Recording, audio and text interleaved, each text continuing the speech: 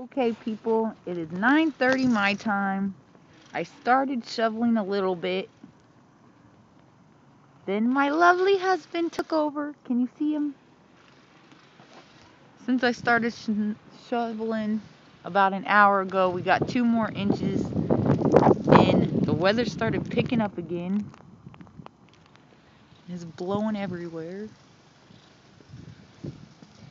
Say hi, Mr. Bell! No hi? No. Hey, people! Can you see the car way over there? It is not going nowhere. They're going like a mile an hour. I think he's being pushed by a truck. And this is what we do in the Midwest.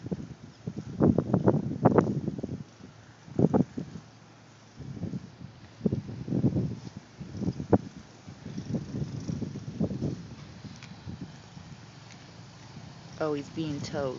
The truck's being towed.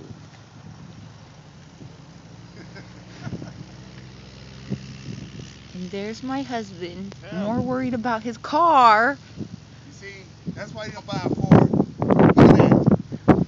You got a Jeep Cherokee too.